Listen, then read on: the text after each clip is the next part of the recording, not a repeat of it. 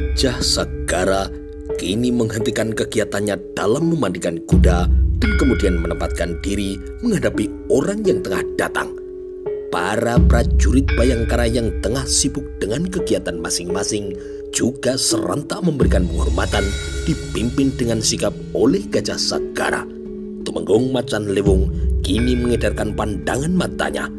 Dengan tangannya, ia memberi isyarat agar semua orang meninggalkannya berdua dengan lurah prajurit Gajah Sagara. Tumenggung Macan Lewung kini tidak segera berbicara dengan anak sahabat karibnya itu.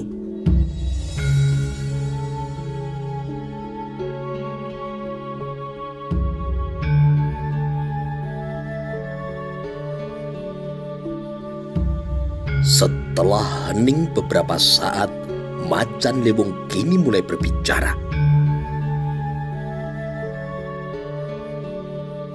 "Aku baru menemui orang tuamu," kata Tumenggung Macan Lewung. Lurah prajurit Gajah Sagara kini mengerutkan dahi. "Membicarakan soal apa, Paman?" "Soal pesinden itu." Lunglai kini Gajah Sagara menggeleng. "Aku sedang berusaha melupakannya, Paman. Pikiranku kembali jernih. Setelah aku pikir-pikir, sebaiknya aku tidak melanjutkan hubunganku dengan pesinden itu. Ia memang cantik. Kecantikannya telah membuatku terkejut. Ia juga memiliki suara yang indah. Suara yang membuat kepalaku pusing. Ketika dengan mendadak, aku kasmaran kepadanya.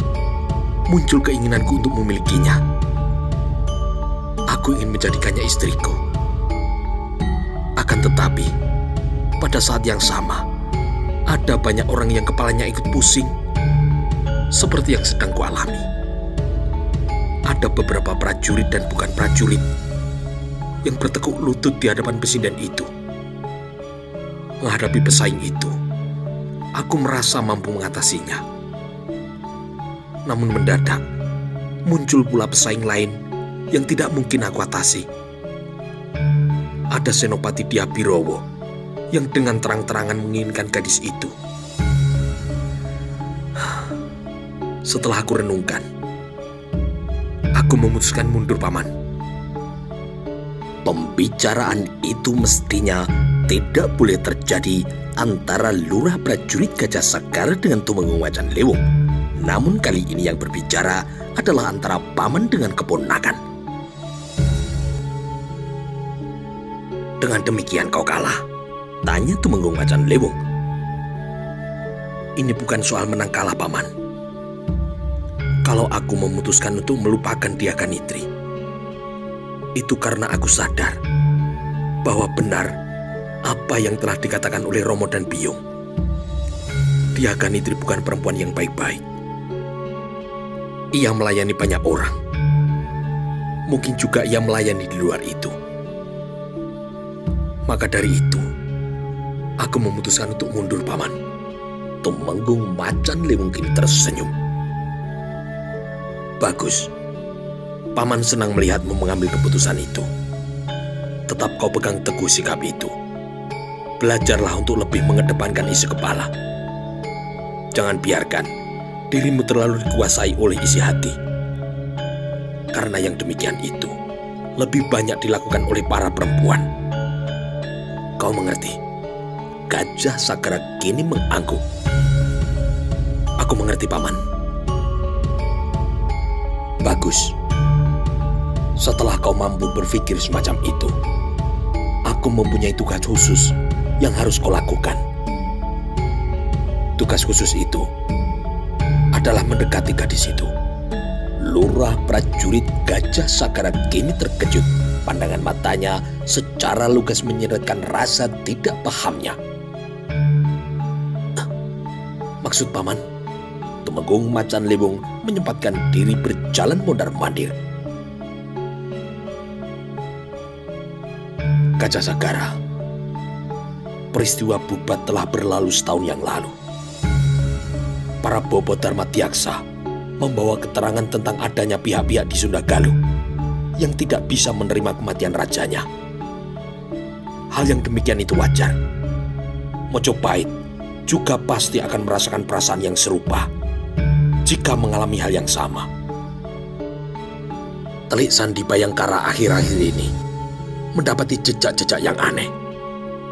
Ada hubungan sandi dalam kalimat-kalimat yang semula tidak jelas. Namun belakangan, kalimat-kalimat itu berhasil diterjemahkan. Kalimat-kalimat sandi itu ternyata berbahasa Sunda. Untuk sementara ini, kalimat itu baru pada tahap saling menghubungi dan janji bertemu pada sebuah tempat. Paman mendadak merasa curiga. Rombongan penari tayub itu adalah orang-orang dari Sunda Galuh. Jelasnya, untuk saat ini sedang ada pihak-pihak yang merencanakan balas dendam. Kita tidak bisa menyalahkan Sunda Galuh yang melakukan itu. Namun kita punya hak untuk menangkalnya. Jangan sampai Sang Prabu atau Permaisuri berada dalam keadaan bahaya. Jangan sampai karena terlena, Tuan Putri Sri Gitarya, Tuan Putri Diawiyat tersambar anak panah yang dilepas dari gelap malam. Sasaran bidiknya bisa juga kepada Paraskar Kedaton. Lurah prajurit Gajah Sagara kini memandang Tumenggung Macan Liwung tanpa berkedip. Mestinya sasaran itu adalah Paman Gajah Mada, kata Gajah Sagara. Pamanmu Gajah Mada berada di sebuah tempat yang nampaknya tidak diketahui oleh Telik Sandi dari Surawisesa itu. Oleh karenanya, dicari sasaran lain yang bisa dianggap seimbang dengan nyawa Prabu Maharaja Linggabwana. Jadi tugas apa yang harus aku lakukan, Paman? Tumenggung Macan Liwung kini menjatuhkan pandangan matanya pada kuda milik Gajah Sagara yang berwarna hitam dan juga bertubuh kekar. Kuda itu lebih kekar dari kuda miliknya. Tugasmu adalah mendekati pesinden dan para penabuhnya itu sampai pada jarak yang amat dekat. Kau harus mengupas habis jati diri mereka. Dari mana mereka berasal dan apa mereka bisa berbahasa Sunda. Kalau benar mereka adalah bagian dari orang-orang yang kita curigai, lakukan penyelidikan lebih lanjut. Aku mengira orang-orang Sunda Galuh itu pasti menjalin hubungan dengan orang-orang setempat. Barangkali mereka juga membina prajurit secara khusus. Setelah aku renungkan, hal itu ternyata bukan jenis pekerjaan yang sulit, mengingat ada banyak pihak yang merasa iba pada nasib Raja Sunda Galuh. Kira-kira seperti itulah tugas yang harus kau emban. Selebihnya, untuk mencegah jangan sampai Dyah Birowo mengganggumu, aku yang akan mengerjakannya. Gajah Sagara kini terdiam beberapa jenak. Tumenggung Macan Liwung tidak berlama-lama dalam melimpahkan tugasnya kepada lurah prajurit Gajah Sagara. Sejenak kemudian, suara kuda terdengar berderap meninggalkan bangsal kesatrian. Sebuah tugas. Pertanyaan itu kini telah menyadarkan lurah prajurit Gajah Sagara. Gajah Sagara berbalik melihat siapa yang bertanya. Gajah Sagara kemudian mengangguk.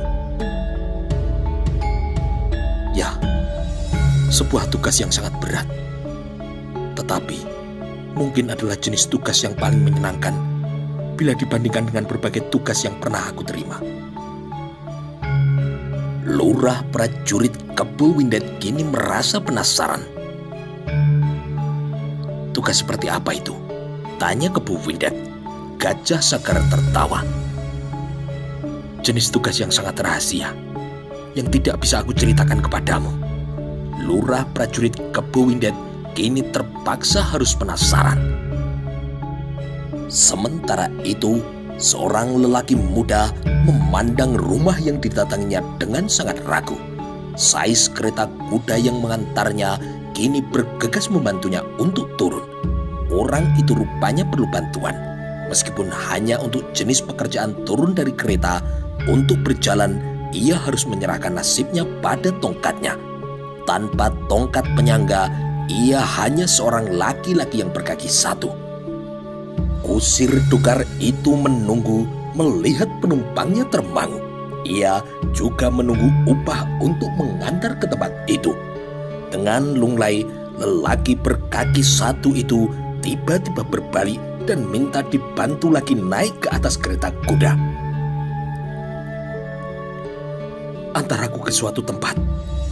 Dengan tertatih dan harus dilakukan agak berhati-hati, Kusir Dokar itu menolong penumpangnya untuk kembali naik ke atas kereta. Kusir Dokar itu tahu penumpangnya tengah menyangga beban yang sangat berat. Secara pribadi, ia mengenalnya dengan cukup baik karena sekian waktu sebelumnya ia sering bertemu dan mengantarkan seseorang untuk menemui laki-laki itu.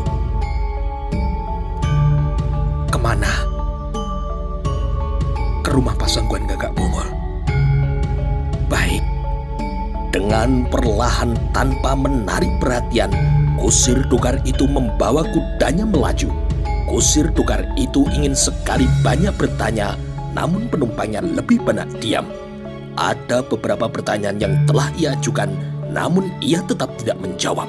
Penumpang kereta kuda itu memandang jalanan di depannya dengan penuh minat. Tidak banyak perubahan yang ia lihat, meskipun telah setahun lebih ia pergi meninggalkan tempat itu. Dengan penuh perhatian pula, ia memperhatikan alun-alun yang dilewatinya. Degup jantungnya berdebar saat kereta kuda itu melintas di jalan depan Purwaktara. Degup jantung itu terpacu oleh kesadaran bahwa di balik pintu gerbang Purwaktara itu ada seorang gadis yang selama ini menyita perhatiannya.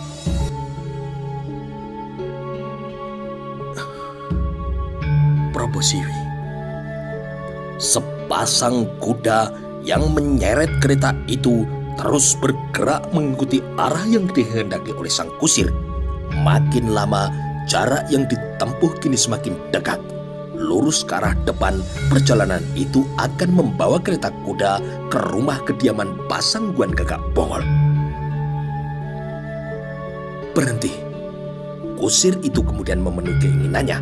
Kereta kuda dilambatkan untuk memberi waktu kepada penumpangnya memperhatikan sebuah arah. Penumpang kereta kuda itu terdiam dalam rangka menimbang-nimbang. "Bisakah aku minta tolong?" "Ada apa? Silakan saja." "Apa yang harus aku kerjakan?" tanya Kusir Dokar itu. Tanpa berkedip, penumpang kereta kuda itu memandang bangsal kesatrian pasukan khusus Bayangkara. "Pergilah ke bangsal kesatrian Bayangkara. Temui prajurit yang bernama Gajah Sagara. Katakan padanya untuk menemuiku. Katakan, aku kuda Swabaya." Kusir kereta kuda itu mengangguk. "Jangan tarik kendali kuda ini, Tuan. Kuda ini akan berlari jika kendalinya ditarik." Kuda Swabaya kini mengangguk.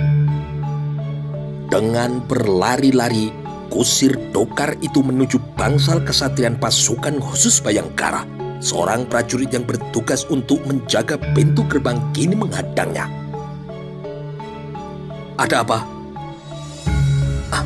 Aku membawa pesan penting untuk prajurit yang bernama Gajah Sagara."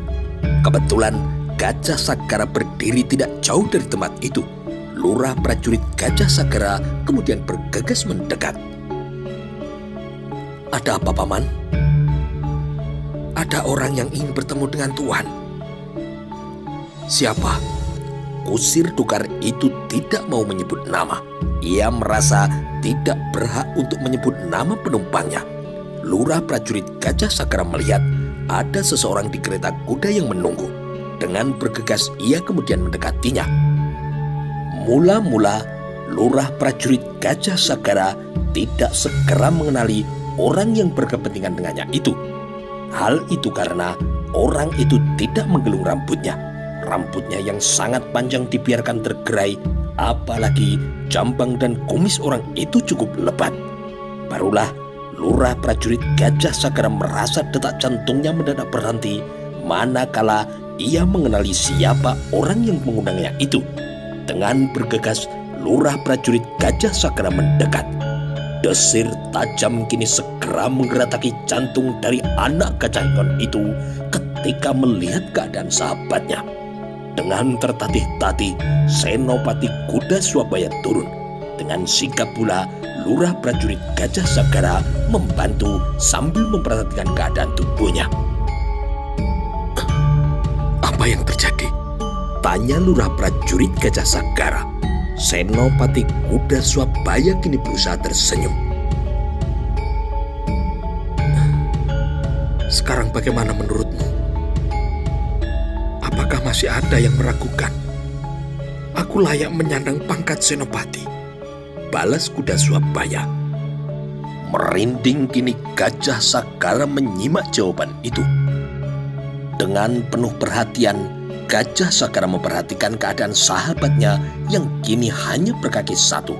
Kaki kirinya kini telah tidak ada lagi dari lutut ke bawah. "Kau peroleh keadaan ini dalam sebuah pertempuran?" Senopati Kuda Swabaya mengangguk dengan wajah yang datar. "Yang kau dapat ternyata tidak sebatas bekas luka yang melintang di dada. Kau mendapatkan lebih dari itu." Bergetar kini lurah prajurit Gajah Sagara dalam rangkai ucapannya. Kuda Swabaya kini kembali mengangguk, namun mendadak ia terkejut. "Kau menangis?" Lurah prajurit Gajah Sagara menggeleng keras sambil menguasai dirinya. "Kalau boleh, aku sangat ingin memperoleh kesempatan seperti yang sekarang kau dapatkan," kata lurah prajurit Gajah Sagara. Ucapan itu kemudian langsung disambut Kuda Swabaya dengan tawa. "Asal memperoleh pangkat Senopati." Kuda Swabaya mendapati sahabatnya itu tidak mengangguk. Gajah Sagara ternyata menggeleng.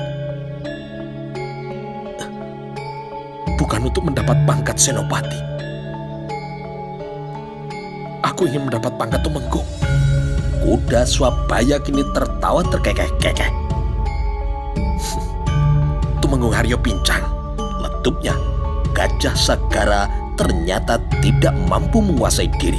Pertemuan itu ternyata sangat menyentuh kedalaman hati nuraninya. Gajah Sagara tidak mampu mencegah setetes air mata yang kini bergulir di pipinya. Kuda Swabaya memberi pelukan yang hangat ketika lurah prajurit Gajah Sagara mengulurkan tangan mengajak berjabat tangan. Untuk beberapa saat lamanya, kedua sahabat itu kehilangan kata. "Kau akan kemana?" tanya Gajah Sagara. Senopati Kuda Swabaya mengedarkan pandangan matanya. Di Gapura bangsal kesatrian pasukan khusus Bayangkara, beberapa orang prajurit memperhatikannya. "Aku harus melapor kepulanganku pada Pasangguan Gagak Bongol. Sekaligus, aku merasa ragu. Apa yang harus aku lakukan?" balas Kuda Swabaya. Gajah Sagara kini memandang sahabatnya itu tanpa berkedip. "Ayo, aku temani kau menghadap Paman Pasangguan Gagak Bongol. Silakan berangkat lebih dulu. Aku akan menyusul dengan berkuda," ucap Gajah Sagara. Dibantu Gajah Sagara dan Kusir Dokar, Senopati Kuda Swabaya kembali naik ke atas kereta kuda. Kuda Swabaya melambaikan tangan sejalan dengan kereta kuda yang kini kembali bergerak. Sementara itu, Kuda Swabaya tidak bisa menebak apa yang ada dalam benak Pasangguan Gagak Bongol ketika ia memperhatikan dirinya dengan sangat cermat dari kepala hingga ujung kaki. Perhatian Pasangguan Gagak Bongol cukup lama terhenti pada bagian kaki. Kuda Swabaya membiarkan apa yang dilakukan Pasangguan Gagak Bongol itu cukup lama. Di sebelahnya, Gajah Sagara yang menemaninya juga tidak berbicara apapun.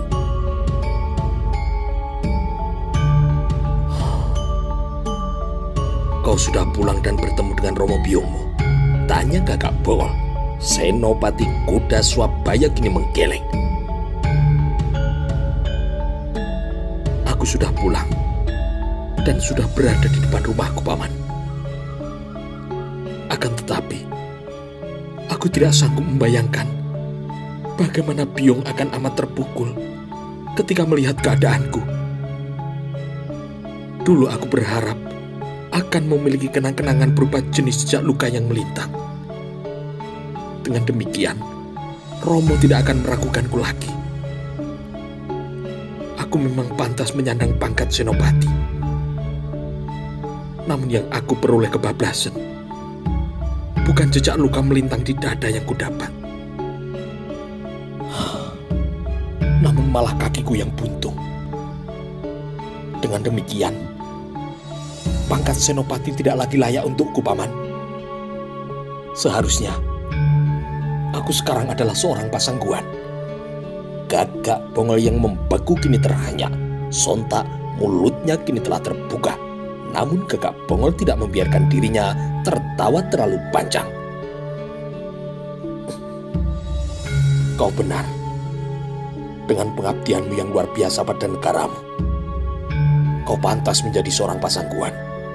Di sebelah Senopati Kuda Swabaya, Gajah Sagara sama sekali tidak mengeluarkan ucapan apapun.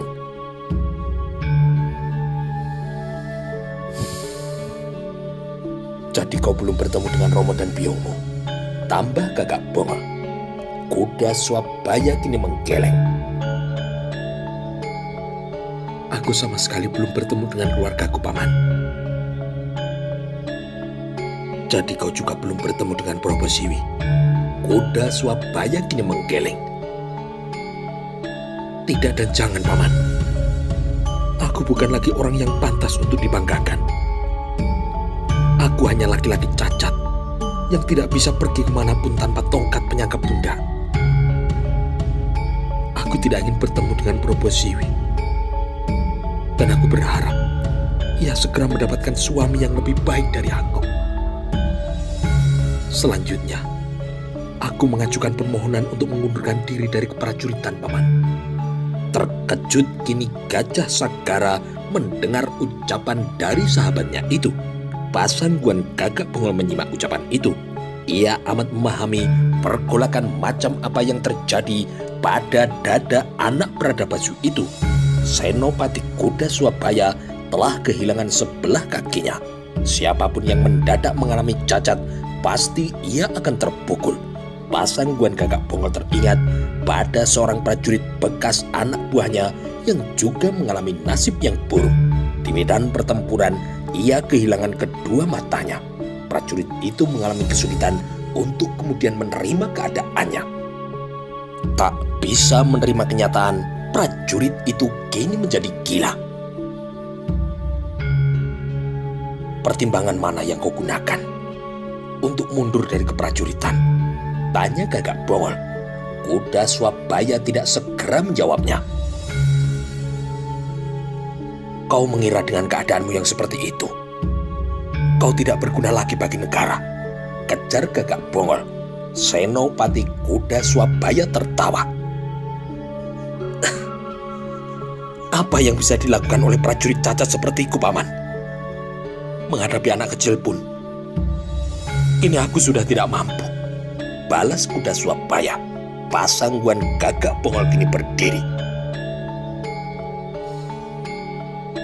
Mojopahit bukanlah negara yang tidak tahu balas budi. Jangan kau berpikir, dengan keadaanmu yang seperti ini, kau tidak bisa melakukan apa-apa. Juga jangan pernah membandingkan dirimu seperti apa yang kau bilang. Menghadapi anak kecil pun kau tidak mampu. Medan pengabdian seorang prajurit bukan hanya dari ototnya, melainkan juga bisa dari kemampuan otaknya. Aku menolak permintaanmu itu. Selanjutnya, aku akan memberikan medan pengabdian jenis lain yang sesuai dengan keadaanmu.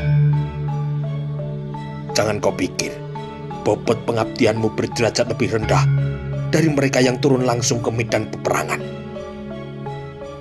Sebagai pemikir dan juga pembuat keputusan, kedudukanmu justru bisa lebih tinggi. Senopati Kuda Swabaya kini menggeleng dengan lemah. Akan tetapi Pasangguan Gagak Bongol punya bantahan yang tegas. Jangan sekali-kali kau menganggap hidupmu telah berakhir.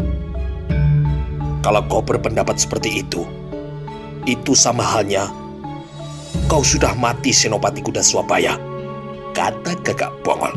Lurah prajurit Gajah Sagara kini mengangguk mantap. Ia membenarkan apa yang dikatakan oleh Pasangguan Gagak Bongol. Selanjutnya, kuusir kau pulang sekarang juga. Orang yang pertama kali harus kau temui setelah menempuh medan perjuangan seperti yang baru kau lakukan adalah orang tuamu. Menghadaplah mereka dengan tegar. Sujud dan cium kaki biongmu. Lakukan hal yang sama kepada ramamu. Kuda Swabaya tidak mampu mencegah matanya berkaca-kaca. Prajurit tidak boleh menangis, bentak Pasangguan Gagak Bongol. Senopati Kuda Swabaya mengangguk sigap. Keteguhan hatinya telah cukup untuk membendung keinginannya untuk menangis. Senopati Kuda Swabaya yang telah kehilangan kaki dan bekas lukanya belum mengering itu kini tertatih-tatih berdiri. Antar Swabaya pulang menggunakan kereta kudaku, perintah Gagak Bongol kepada Gajah Sagara. Dengan sikap, Gajah Sagara segera menerjemahkan perintah itu. Gajah Sagara bergegas menuju kandang kuda dan kemudian menyiapkan keretanya. Bagaikan berada di rumah sendiri, lurah prajurit Gajah Sagara mempersiapkan semua yang diperlukan tanpa harus meminta petunjuk dari tuan rumah.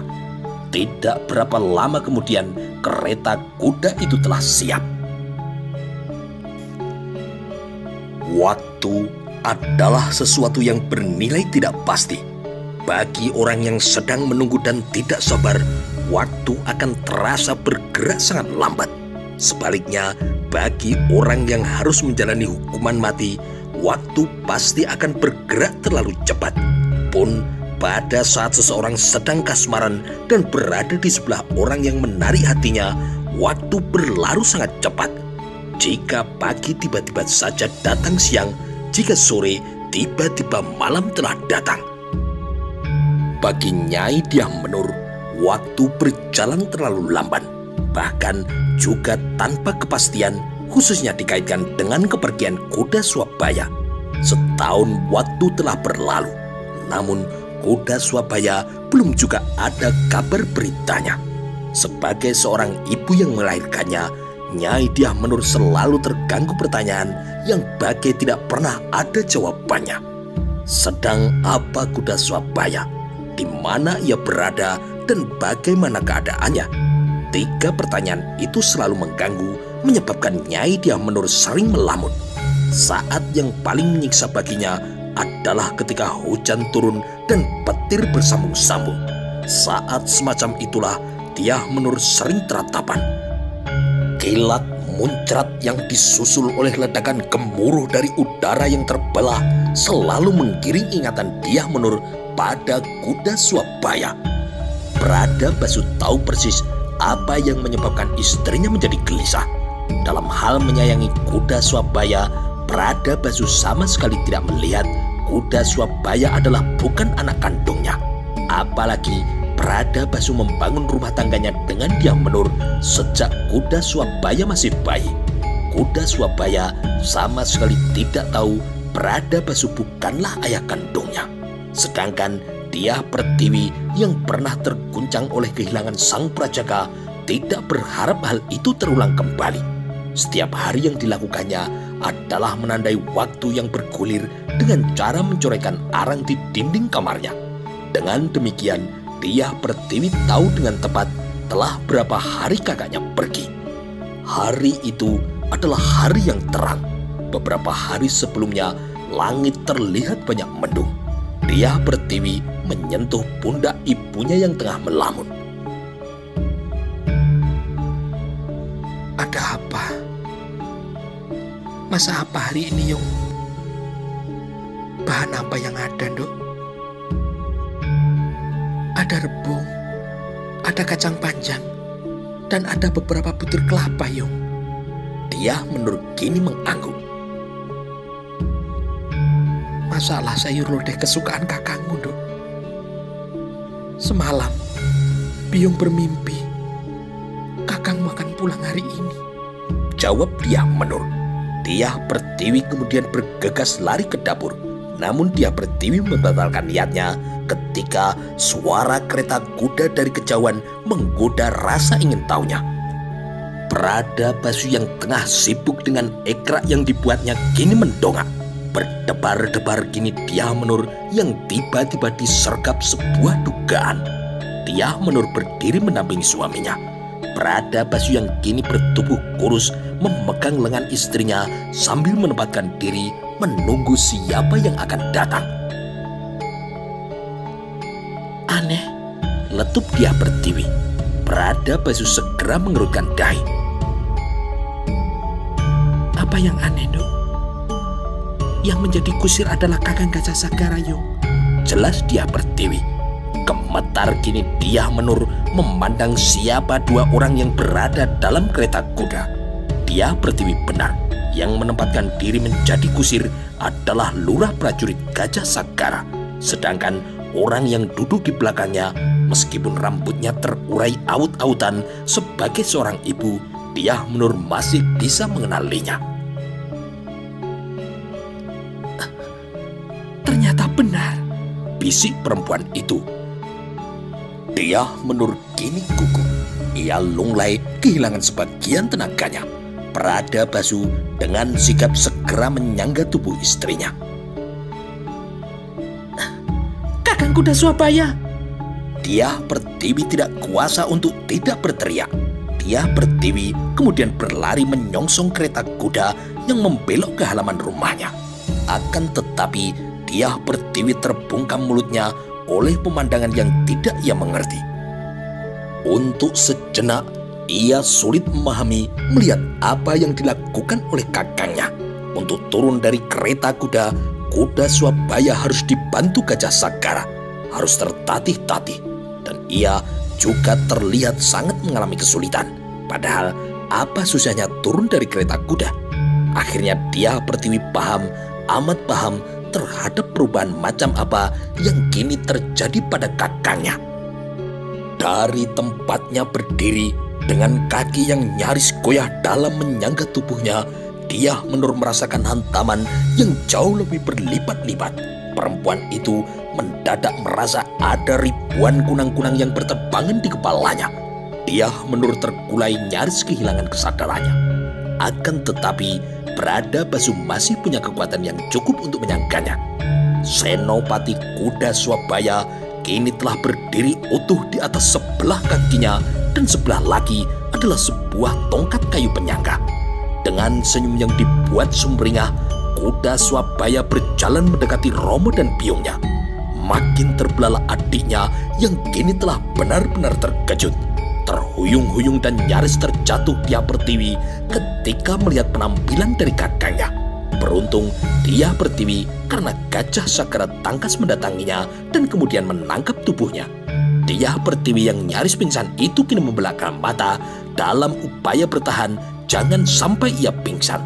Ia harus bisa mengikuti bagaimana sikap Romo dan Biungnya. Seketika layulah tubuh Dyah Menur. Amat lunglai seolah amblong semua isi dadanya. Kuda Swabaya yang akhirnya tinggal sejengkal di hadapan Romo dan Biungnya berusaha untuk kemudian bersimpuh. Namun ternyata yang sekedar bersimpuh itu bukan pekerjaan yang gampang. Kuda Swabaya bersikeras untuk melakukan itu meskipun Romonya melarang.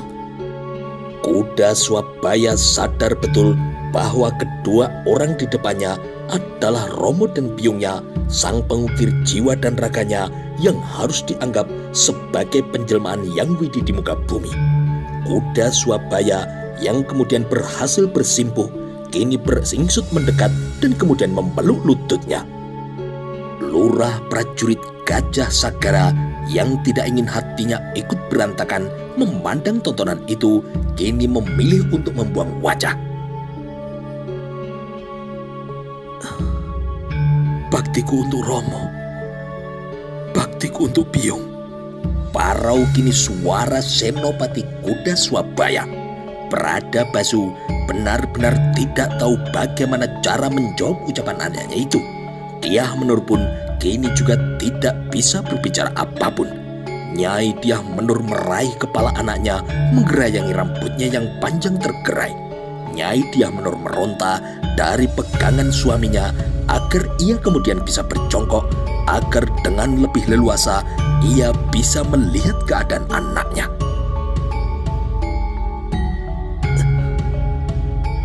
"Maafkan aku, Biung," kata Kuda Swabaya yang nyaris tidak terdengar.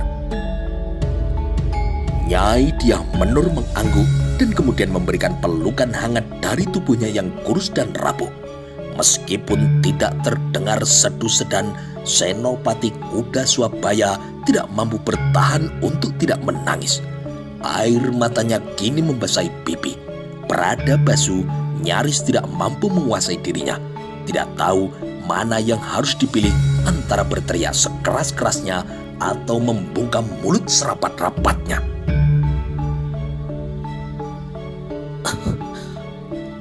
"Romo, bagaimana Romo? Bagaimana menurut Romo? Apakah aku sekarang masih belum pantas untuk menyandang pangkatku? Aku belum pantas menyandang pangkat Senopati." Mulut Bradabasu yang terbungkam itu kini semakin terkatup. Sungguh, Bradabasu tidak tahu lagi bagaimana membalas pertanyaan itu dengan jawaban yang tangkas dan bernas sebagaimana selama ini sering ia lakukan.